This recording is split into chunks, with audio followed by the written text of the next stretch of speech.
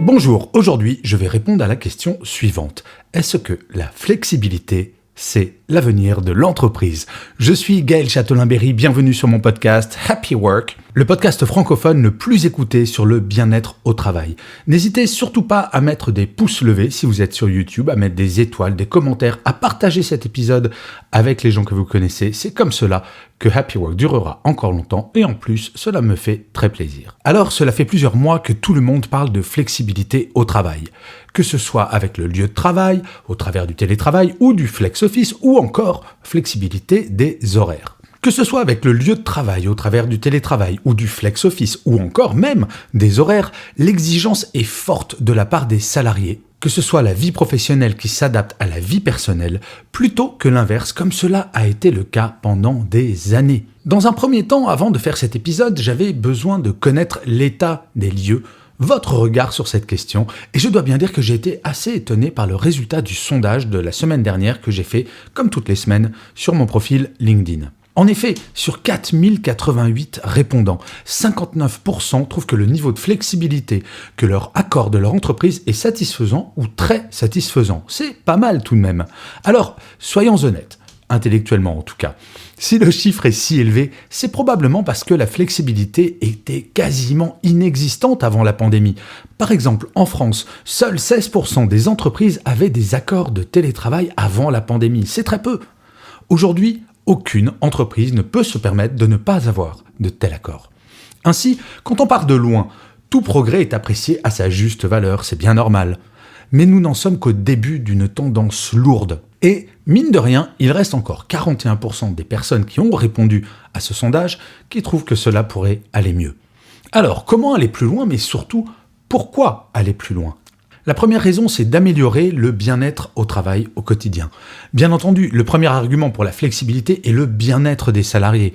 Avoir le sentiment d'avoir la maîtrise de son organisation n'a pas de prix. Selon une étude du BCG réalisée auprès de 7000 salariés, 37% envisageraient de démissionner du fait qu'ils n'ont pas accès au télétravail, par exemple. Proportion qui monte jusqu'à 53% sur les 18-24 ans dans une autre étude réalisée par l'ADP Research. Ne pas être obligé de faire chaque jour le trajet maison, travail, travail, maison, pouvoir se libérer du temps pendant la journée pour des choses personnelles et travailler après, quoi de mieux ? Oui, c'est du bon sens, mais il aura fallu une pandémie et le recul du chômage de façon massive pour que les entreprises en prennent conscience réellement. Alors nous sommes loin du compte quand il s'agit du bien-être au travail. Au moment où vous écoutez cet épisode, 10 à 12% des salariés sont en burn-out sévère.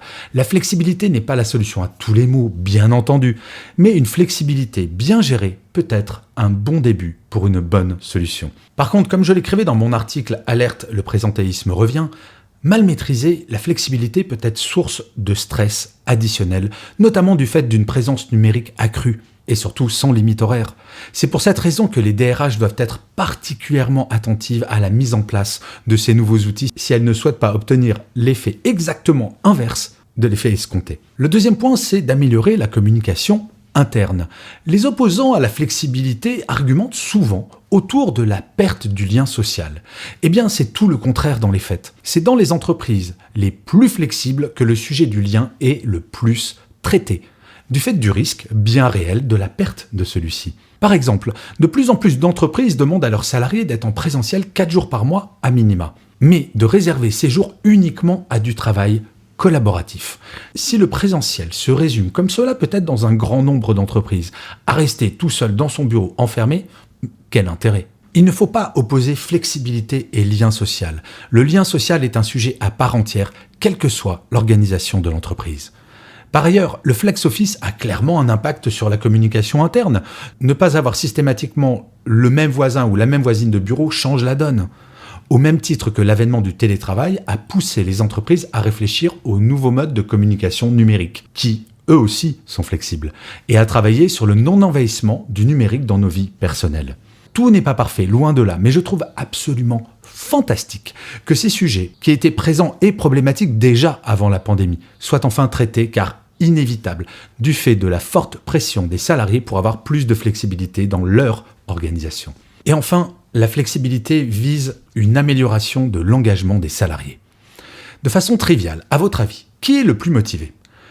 D'un côté, L'esclave sur une galère qui rame de toutes ses forces, de peur de prendre des coups de fouet, ou bien le salarié qui, en échange de son travail, pourra s'organiser comme il le souhaite et avoir un bon équilibre vie personnelle, vie professionnelle. Les plus cyniques me diront probablement que, n'ayant pas le choix, l'esclave sera sans aucun doute possible plus productif. Ok, mais pas certain que sa productivité dure longtemps. Pour que la flexibilité ait un impact positif sur la productivité, en fait, il est impératif de passer en mode projet. Ce qui est important pour une entreprise, c'est ce que produisent ses salariés, pas le temps que ces derniers vont passer à travailler. Par exemple, si un juriste doit rendre un contrat le mercredi matin à son ou sa supérieure, quelle importance cela a-t-il de savoir si la rédaction de celui-ci s'est faite sur une plage, au bureau ou chez lui et si elle a eu lieu le matin ou pendant la nuit? Aucune importance. Ce qui compte, c'est ce qui est produit. En fait, pour profiter pleinement de l'impact positif de la flexibilité, il est impératif de revoir l'organisation du travail, dans beaucoup de métiers. Et les méthodes de management, bien entendu. Et oui, une fois de plus, les managers de proximité sont au centre de toute la problématique. Non, la flexibilité n'est pas un remède miracle ni une potion magique. Ce n'est qu'un outil au service de l'entreprise et, pour une fois, cet outil est plébiscité par les salariés. Lancer des débats en interne pour déterminer quel est le niveau idéal de flexibilité me semble absolument essentiel. D'autant plus que la flexibilité pour le métier A ne sera certainement pas la même que pour le métier B. Il n'est plus possible non plus d'imposer une règle commune à toutes et à tous. Sous couvert d'égalité. Non, un ouvrier à la chaîne, bien entendu, ne pourra pas télétravailler. C'est évident. Pour autant, cela ne signifie pas que l'accord de télétravail doive se faire à minima pour le comptable de l'usine. Par contre, cela suppose avoir une réflexion poussée pour améliorer le bien-être au travail de l'ouvrier à la chaîne également. Tout est question de bien-être au travail, quels que soient les outils utilisés. En ces temps de grande démission, les outils sont de plus en plus nombreux pour booster le bien-être des salariés. Alors, franchement, pourquoi s'en priver? Je vous remercie 1000 fois d'avoir écouté cet épisode de Happy Work ou de l'avoir regardé si vous êtes sur YouTube. N'hésitez surtout pas à vous abonner sur votre plateforme préférée car je vous le rappelle, Happy Work, c'est une quotidienne. Je vous dis donc rendez-vous à demain et d'ici là, plus que jamais, prenez soin de vous. Salut les amis.